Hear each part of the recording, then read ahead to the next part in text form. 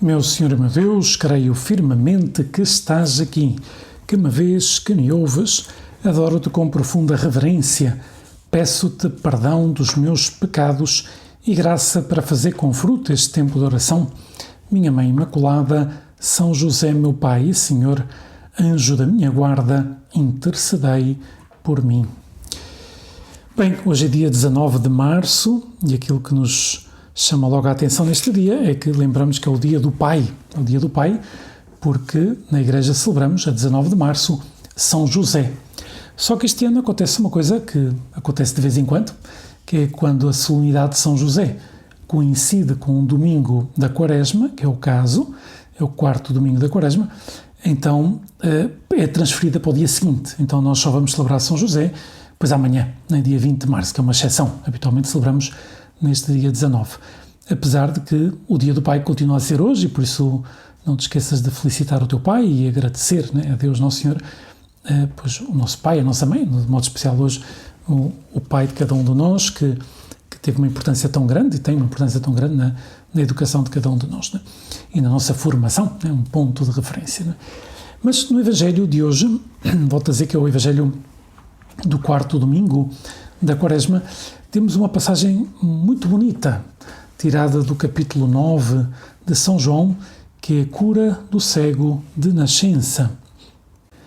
Se na semana passada ouvíamos, no passado domingo, o episódio da Samaritana, de Jesus em referência à água viva, hoje ouvimos Jesus como luz do mundo, né? Referência à luz do mundo, a luz, a água, ouvimos na semana passada, a luz nesta semana e a vida no próximo domingo, a ressurreição de Lázaro, não é? Símbolos, como a Igreja diz, todos eles do batismo, a água, a luz e a vida sobrenatural. Isto acontece especialmente neste ano litúrgico A, né? Em que ouvimos estas passagens do Evangelho nos domingos da Quaresma.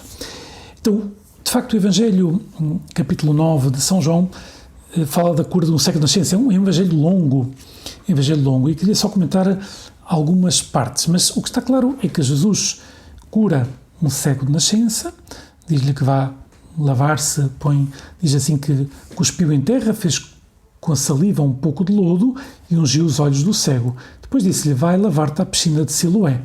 Ele foi, lavou-se e ficou a ver. Entretanto, as pessoas estranham, porque conheciam aquele homem, dizendo, mas tu não eras o cego que nós víamos por aí a pedir esmola, etc. Sou eu mesmo. Então como é que tu eras cego e agora vês, né? Então Jesus, o cego dá esse testemunho. Diz, pois, aquele que me curou, pois ungiu-me os olhos e disse para ir lavar-me à piscina de Siloé e eu fiquei curado. Então, de facto, isso chegou ao ouvido dos fariseus, né? E os fariseus não queriam acreditar. Né? Primeiro começam por dizer que Jesus não pode vir da parte de Deus, uma vez que cura ao sábado. De facto é uma hipocrisia. Né? Pois eles querem lá saber que Jesus tenha feito um milagre tão grande, né? Como é dar cura a um cego de nascença. Aliás, o próprio cego dirá, nunca se ouviu dizer que ninguém tenha feito algo semelhante. Este homem só pode fazer isto porque Deus está com ele. Mas os fariseus estão cegos, do ponto de vista espiritual, né? Porque não querem acreditar, recusam-se a acreditar naquilo que é óbvio, que é que aquele homem era cego e passou a ver. E sabem que se acreditam, pois têm que aceitar a mensagem de Jesus e não estão dispostos, não é? Por isso estão dispostos a negar todas as evidências. É o drama da cegueira interior que nos pode afetar a cada um de nós também. É interessante, há coisas na nossa vida que permitimos essa cegueira, né? Por exemplo, sabemos que não é ideal comportar-se assim, ou seja, deixar-se levar pela preguiça, não levantar-se a horas, não estudar quando não nos apetece, pois não é o ideal, se temos que cumprir o nosso dever, etc. Mas depois podemos encontrar justificações para evitar ver a verdade. Porquê? Porque a verdade incomoda, a verdade pois interpela-nos, a que temos que converter-nos, a que temos que mudar e por isso preferimos a cegueira, preferimos a mentira, não é? Claro, atenção que isto não é só com os doutores da lei, isto também nos acontece connosco, por isso também a Quaresma é uma boa ocasião para dizer, Jesus, ajuda-me a superar as minhas cegueiras, ajuda-me a chamar as coisas pelo seu nome, ajuda-me a converter-me naquilo que não está bem na minha vida. Se há coisas que eu vejo claramente na minha vida, outras custa-nos ver. Por exemplo, quando alguém nos corrige, quando nos diz, tu és ótima pessoa, mas às vezes, pois nunca és pontual, nunca chegas pontualmente e tal. E nós, se não tomamos cuidado, se não somos humildes, salta logo o eu interior. E tu? Muito pior. E tu? Qualquer pessoa me podia corrigir isto, menos tu, que és muito menos pontual do que eu. A verdade é que não devemos fazer comparações. Devemos pensar, o que é que tu, Jesus, me queres dizer com isto? Não é? E vemos ver que as pessoas muitas vezes têm razão, porque nos veem de fora e veem-nos com mais objetividade. E por isso podem nos ajudar. Mas, claro, só nos podem ajudar se nós deixarmos. Não é? E é sábio ouvir o que os outros têm para dizer de nós, deixar-nos corrigir, sobretudo por aqueles que nos amam, porque só querem o nosso bem. Não é? Mas é interessante como este homem é cego e passa a ver, e a sua visão não é somente uma visão física, passa a ser uma visão espiritual também, porque ele passa a ter fé. E, pelo contrário, os doutores da lei, que pensam que veem, ficam cegos. Não é? É interessante que num momento determinado do Evangelho chamam os pais deste cego, né, de nascença, e dizem, como é possível? Este não é o vosso filho? Sim, este é o nosso filho. E ele não nasceu cego? Sim, ele nasceu cego. Então como é possível que ele tenha nascido cego? E agora veja, e os pais não respondem diretamente, sabem já que foi Jesus que o curou, mas também sabem que os doutores da lei e os escribas tinham dito que se alguém falasse de Jesus seria expulso da sinagoga. E então os pais dizem, pois olha, o nosso filho já tem idade suficiente, ele já pode responder, vocês podem perguntar-lhe diretamente. E diz o evangelista, foi por medo que eles deram esta resposta, porque os judeus tinham decidido expulsar da sinagoga quem reconhecesse que Jesus era o Messias. Repara que isto continua a ser muito atual. Às vezes nós cristãos podemos ter medo de dizer a verdade. Dizer a verdade que sabemos que há pessoas que não querem ouvir, que vão ficar ofendidas, digamos assim, né? Que, por exemplo, há tantos temas hoje em dia, às vezes, em que as pessoas estejam a levar pelo politicamente correto, aquilo que é aceito por todos, né? E de facto, muitas vezes não é aceito por todos, nem é verdade, e nós não podemos ter medo de dar testemunho. E claro, este homem será rejeitado pelos fariseus porque dá testemunho. Dá testemunho. Eu não sei, aliás, há um momento que os fariseus dizem, nós sabemos que esse homem é pecador. É interessante, ele já tem à partida essa ideia. Não estão dispostos a aceitar o contrário. E responde o cego, que já não era cego, se é pecador não sei, o que sei é que eu era cego e agora vejo. Agora vejo, não é? Isso é que eu sei. E ninguém pode dar a vista a um cego de nascença se Deus não está com ele. Ele tem esse sentido comum, né?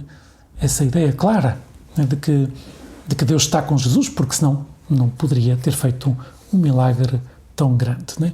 E por isso nós também temos que pedir a Jesus que nos cure das nossas cegueiras e que nos ajude a sermos humildes. Qual é a minha atitude?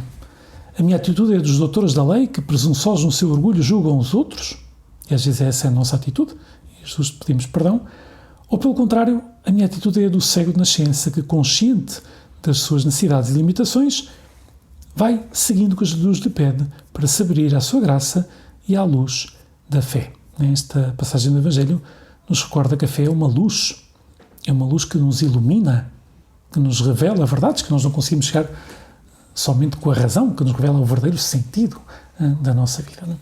E hoje gostava de fazer referência a São José, homem que viveu de fé. Também porque a Igreja não celebra hoje, celebrará amanhã, mas é interessante pensarmos nisso, agora que neste dia de São José, dia do Pai, pois que rezamos pelos nossos pais, rezamos a São José, mas pensamos nisso, a primeira coisa, muitos de nós recebemos a fé dos nossos pais, estamos muito agradecidos por isso, e o Papa, nessa mensagem, essa carta que nos mandou, há uns anos atrás, quando convocou o ano de São José, dizia que José foi pai na sombra. Tem umas palavras tão bonitas. Uma pessoa não nasce pai, diz o Papa, torna-se pai. E não se torna pai quando gera um filho, mas quando cuida responsavelmente dele.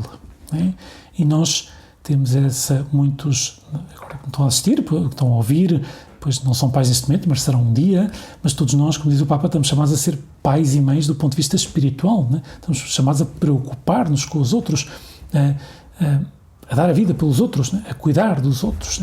Sempre que alguém assume a responsabilidade pela vida do outro, torna-se pai. E na sociedade atual, os filhos parecem órfãos de pai, diz o Papa. A própria Igreja necessita de pais. Ser pai significa introduzir o filho na experiência da vida, na realidade. Não segurá-lo, não prendê-lo, nem subjugá-lo, mas torná-lo capaz de opções de liberdade e de partir. Isto é próprio do Pai, isto é próprio do que a Igreja pede aos pais cristãos e nos pede a todos nós, né, que nos preocupemos uns com os outros, né, e que neste dia, que não é o dia de São José, mas é o dia que a Igreja celebra habitualmente São José, só que desta vez pois celebrará amanhã, vamos pedir a São José que nos ajude a viver de fé, como ele viveu de fé, a manter essa confiança em Deus. E diante das dificuldades, pois José, aumenta-me a fé, ajuda-me a ter fé, ajuda-me a confiar no Senhor, como tu confiaste e não ficaste desiludido. Então, soubeste superar as dificuldades que se apresentaram porque mantiveste a tua fé firme. Dou-te graças, meu Deus, pelos bons propósitos, afetos e inspirações que me comunicaste nesta meditação. Peço-te ajuda para os pôr em prática. Minha Mãe Imaculada, São José, meu Pai e Senhor, anjo da minha guarda, intercedei por mim.